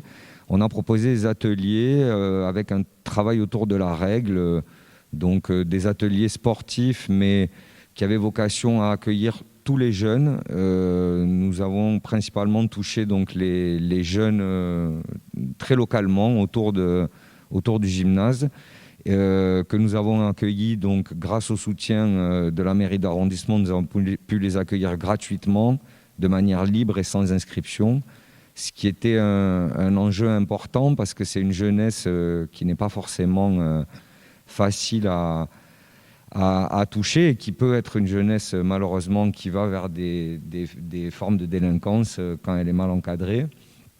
Et de là, on a petit à petit construit un réseau aussi avec les autres associations, et on a mis en place des ateliers pendant les vacances scolaires, donc les petites vacances et les grandes vacances, où on a pu aller encore plus loin dans notre démarche, en co-construisant des ateliers avec des partenaires jeunesse ou associatifs et en utilisant toujours le foot comme un trait d'union. Donc, parmi des exemples, on va customiser des maillots de foot avec l'association qui fait de la couture. On va aborder des questions de violence dans les stades ou dans les vestiaires avec l'association qui fait du théâtre forum. On va faire des célébrations de buts avec les associations de danse ou des chants de supporters avec les associations de musique. Voilà, c'est vraiment permettre à ces jeunes de passer la porte du gymnase pour le foot, de jouer au foot, évidemment, puisqu'on propose quand même évidemment de jouer et de pratiquer, mais aussi de découvrir d'autres activités. Aujourd'hui, nous sommes de plus en plus ancrés dans l'arrondissement, puisque nous venons officiellement inaugurer notre local à cette rentrée rue de l'Orion, donc vraiment à 2 pas du gymnase. C'est un lieu qui va nous permettre d'accueillir des jeunes. C'est un lieu qui va aussi nous permettre de faire vivre cette culture foot et de permettre aux habitants de venir parler peut-être de foot et de se rencontrer. Donc d'accueillir ces fameux ateliers dont je vous parlais qui ne se passent pas forcément sur le terrain et qui peuvent être liés à l'art plastique ou à d'autres pratiques sociales ou culturelles, du travail notamment autour de la vidéo, autour du numérique. Et nous allons aussi, cette année, en partenariat avec le Collège Aubrac, lancer ce qu'on a appelé l'Académie Tatane. Nous allons proposer à une vingtaine de jeunes, alors pour cette année ce sera plutôt une dizaine, puisqu'on va commencer petit à petit, en 6e et 5e. Et sur le modèle des sections sportives, nous allons proposer à ces élèves, filles ou garçons de 6e et 5e à Aubrac, 2 temps dans la semaine qui lieront un temps de suivi scolaire et un temps sportif. Donc là, il faut bien voir qu'on s'adresse à des jeunes qui, à la fois, ne sont pas toujours dans des situations de réussite et dans leur rapport au savoir et dans le milieu scolaire, mais y compris dans le milieu sportif, c'est-à-dire que souvent, on a des jeunes pour qui le cadre sportif est presque trop rigide, et d'où l'idée d'essayer vraiment, là aussi, de leur proposer dans leur quartier une possibilité de progresser en sport et de progresser à l'école. Donc notre vocation n'est pas de former des footballeurs, encore une fois, c'est vraiment d'utiliser le foot et son attractivité. Tatane aussi, c'est d'autres projets qu'on espère pouvoir relancer, comme par exemple nos actions dans les maisons de retraite et dans les résidences seniors. Jusqu'à cette crise sanitaire, nous avions une action que nous adorons dans l'association, que l'on a appelée Papy Foot. Et c'est le mercredi, nous allons dans les résidences seniors pour créer des rencontres sportives, des tournois de baby-foot en faisant venir un groupe de jeunes et en faisant des binômes, un senior, un jeune. Donc là, je dépasse le cadre du 11e, mais bon, c'est aussi pour vous dire que nous avons quelques actions qui rayonnent dans tout Paris. Et je le répète encore une fois, nous sommes une association du 11e, donc c'est quand même ici que tout se passe principalement. J'ai sûrement oublié des choses, mais peut-être je pourrais moi aussi en venir à la question des subventions. Parce que c'est la première fois que je m'exprime devant vous et je trouve ça très important. Nous sommes en lien régulier avec les services de la mairie d'arrondissement et ça n'est pas qu'une question j'imagine, de contrôler les subventions, puisque pour nous, c'est important de comprendre les besoins. C'est-à-dire que nous avons des idées sur le sport, sur les questions pédagogiques, éducatives et sur le foot, mais encore faut-il pouvoir répondre à certains besoins. Les problématiques autour du gymnase Berlemont étaient parfaites, puisqu'elles ont permis à l'association à la fois de mettre en œuvre ses idées, mais aussi de pouvoir en partie répondre ou avec d'autres répondre à une réelle problématique publique. Voilà, je crois quand même que ce petit secteur, rue Louis Bonnet, rue Vaucouleurs et rue de l'Orion, va peut-être mieux qu'à une certaine époque, à cause des problèmes de trafic malheureusement. Et donc effectivement, comme l'ont dit mes collègues, quand nous recevons une subvention, nous avons nous aussi soit une convention ou soit en tout cas un projet à mener pour lequel nous fournissons un bilan. Nous rencontrons de toute façon les référents de la mairie et les EDL. Enfin, nous sommes en lien régulier dans les coordinations diverses. Pour nous, Tatane, en tout cas, c'est bientôt l'heure du commissaire aux comptes. Donc, ce sera encore plus clair. Et tant mieux, puisque grâce aussi à la mairie d'arrondissement, nous réussissons à grandir de plus en plus. Nous ne sommes pas que soutenus par la mairie d'arrondissement. Donc, je pense que la présence aussi du commissaire aux comptes sera encore un gage supplémentaire de clarté vis-à-vis des habitants et des pouvoirs publics. Je ne sais pas, monsieur le maire, si j'ai oublié des choses, vous nous connaissez bien, donc voilà, peut-être... Le temps passe vite, donc on va terminer. C'est parfait là. alors, si vous avez des questions. Pour être plus précis, cette délibération va proposer une subvention de 5 000 € pour vous permettre de continuer vos activités. Et je vais donner la parole à Joséphine, qui vous connaît bien, et qui va parler de ce qu'elle fait avec cette belle association. Je ne veux pas du tout rallonger le temps, parce qu'on l'a dépassé largement. Tu demandais juste si tu avais oublié de dire quelque chose. Et bien oui, c'est que vous promouvez aussi la place des filles dans le foot, et ça c'est hyper important. Voilà, en plus de casser l'image élitiste et compétitive du foot, vous...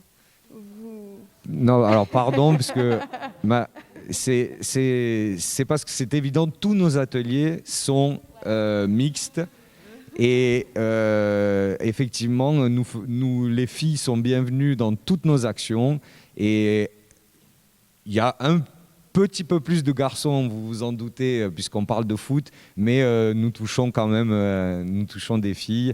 Et surtout, elles sont les bienvenues au gymnase et dans toutes nos actions. Tout ce que fait Tatane est mixte. Et nous avons un créneau 100% féminin qui ouvre le jeudi en fin d'après-midi au gymnase Berlemont. Voilà. Et en fait, oui, Mathieu a oublié de dire l'essentiel, c'est que Tatane est une association extraordinaire.